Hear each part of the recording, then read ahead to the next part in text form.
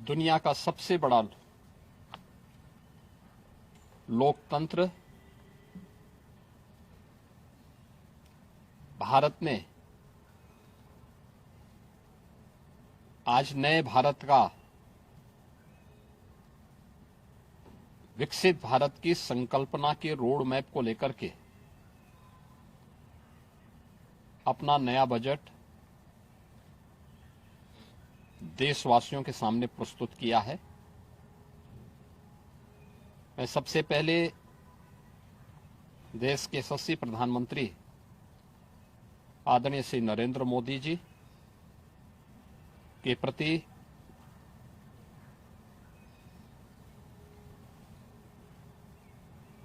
इस बजट को प्रस्तुत करने के लिए दिए गए मार्गदर्शन और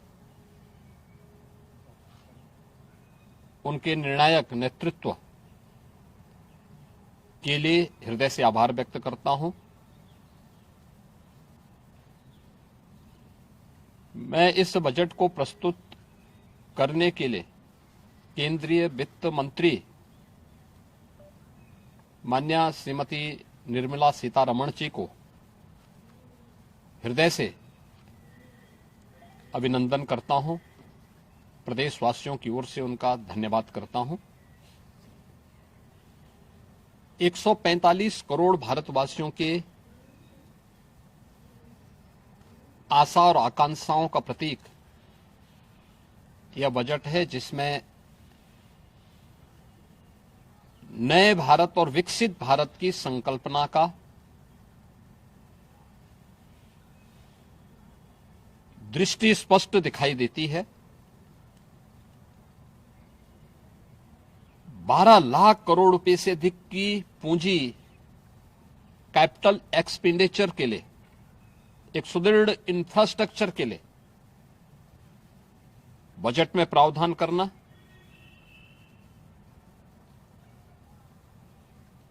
सात रेल कॉरिडोर के निर्माण के लिए प्रावधान करना, आयुष सेक्टर को विकसित करने के लिए और हेल्थ सेक्टर को मजबूती करने के साथ साथ आम नागरिक के लिए और खासतौर पर उसमें भी महिलाओं पर केंद्रित करते हुए उस पर जोर देना, हर जनपद में महिलाओं के लिए, कामकाजी महिलाओं के लिए छात्रावास के निर्माण का कार्य हो या स्टेम, साइंस, मैथ्स, स्टैटिस्टिक्स और इमर्जिंग टेक्नोलॉजी से जुड़े हुए छात्रावास के निर्माण के लिए सहयोग करने का, युवाओं के सपने को एक नई उड़ान देने के लिए उनके लिए बेहतरीन इंफ्रास्ट्रक्चर से युक्त सुविधाएं उपलब्ध कराने के लिए ऐसे हॉस्टल के निर्माण का कार्य हो, नौजवानों के लिए हर एक सेक्टर में अवसर उपलब्ध हो, यह सबके साथ साथ जो व्यापक रिफॉर्म के साथ अलग अलग सेक्टर में रिफॉर्म को लेकर के जो बजट प्रस्तुत किया गया है, यह आम नागरिकों के जीवन को सहज और सरल बनाने में मदद करेगा,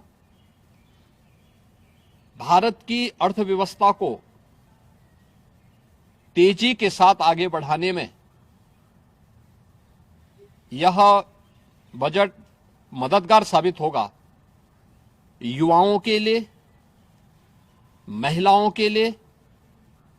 अन्नदाता किसानों के लिए, उद्यमियों के लिए, आम नागरिक के लिए भी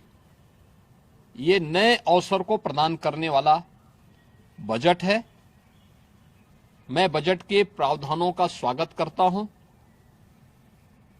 आम नागरिक के लिए, जिसने बजट के लिए जो बड़ी आशा भरी निगाहों से जो व्यक्ति देख रहा था, खासतौर पर मध्यम वर्गीय परिवार, गत वर्ष देश ने जीएसटी रिफॉर्म को देखा है, आम नागरिक उसका लाभ लिया है। इनकम टैक्स एक्ट को अप्रैल से लागू करने की घोषणा, उसको सरलीकृत करने, हर व्यक्ति आसानी से अपने रिटर्न को भर सके, इस दिशा में उठाया गया कदम भी स्वागत योग्य है, जिससे अधिक से अधिक व्यक्ति इनकम टैक्स की तरफ आकर्षित होगा और इनकम टैक्स का अपना रिटर्न भरने के लिए आकर्षित होकर के